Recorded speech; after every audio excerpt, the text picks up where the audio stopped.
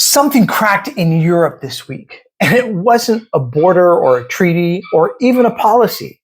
It was confidence, the quiet faith that the world still works the way Europe wants it to, suddenly snapped. And for the first time in modern history, Europe isn't just reaching to one superpower's pressure. It's reacting to two pulling it in opposite directions. And the continent's political center is tearing like old fabric. They have Trump on one side, China on the other, and Europe is caught exactly where it fears the most, in the middle, without leverage. Now, if you felt lately like the world is shifting faster than the people in charge can react, you're not crazy and you're not imagining it. The institutions that were supposed to stabilize the world now look like they're begging it to slow down. Europe isn't failing because it's weak. I mean, Europe is a great country with great people and an amazing culture. The reason why it's failing is because the world it was built for no longer exists. Now, across the continent, leaders are quietly bracing for a second or third or fourth Trump presidency, one that could reshape NATO, global trade, and the transatlantic alliance in ways Europe isn't really prepared for.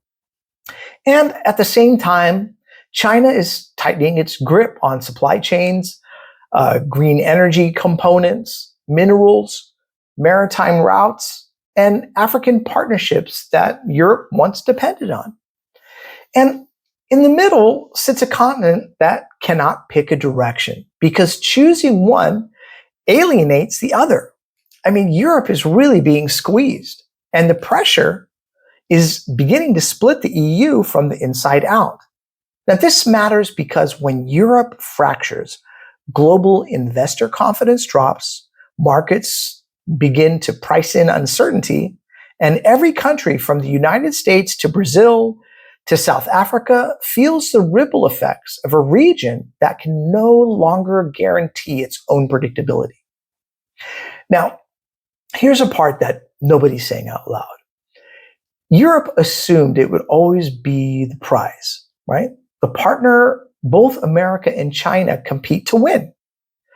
But instead, what's happening is this. Europe is becoming the battleground they are competing to shape.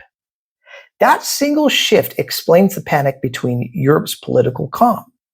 Now, European analysts point out that the institutions meant to keep the EU unified, I mean, we're talking about NATO, we're talking about the European Commission, the European Central Bank, were all built in an era where one superpower dominated the global landscape. But the world has moved on. China now controls the rare earth minerals that power Europe's green transition. China influences Africa's mineral supply and the port infrastructure that moves European goods.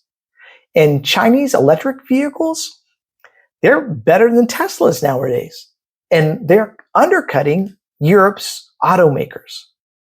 Chinese banks and development institutions are quietly writing the rules for the developing world. Meanwhile, the United States is under continuous shifting political leadership. It's always changing, it's always chaotic, and it's becoming less and less predictable. Now, NATO commitments don't feel guaranteed. American industrial policies pull investment away from Europe, and tariffs put pressure on European manufacturers. That's not fair to put that pressure on them. These tariffs, man, they're hurting everybody. And Europe built its future assuming this stability. Now it's surrounded by volatility.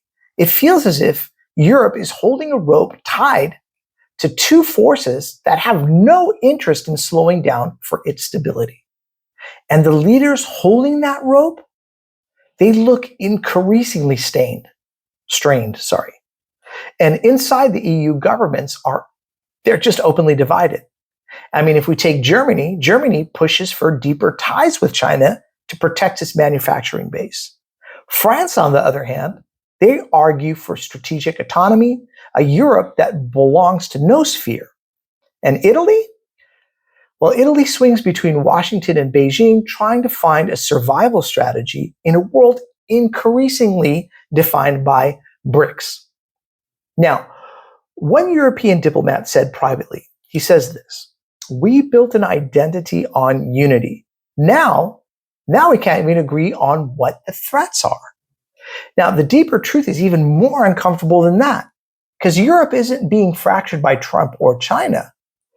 It could be argued that Europe is being fractured by Europe. Great power competition doesn't break strong institutions. It exposes the cracks that were already spreading beneath the surface. Now, Europeans' problems or Europe's problems isn't just economic, it's identity. I mean, for decades, the continent believed it was the moral center of the democratic world. But markets don't reward morality. They reward leverage. And Europe is discovering it no longer controls its energy, no longer controls its supply chains, no longer controls the direction of global trade, and no longer controls the alliances it depends on. This institutional breakdown, it's the kind that reshapes entire regions. Yet, the story isn't hopeless. Europe still holds enormous power. Like I said before, it's a great country with great people and a great culture. But it's not the kind it knows how to wield. It's governance power, the ability to regulate, standardize, and stabilize. Europe still sets the rules that shape global markets.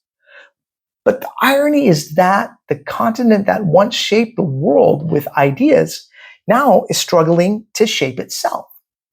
So the real question is this: what happens next?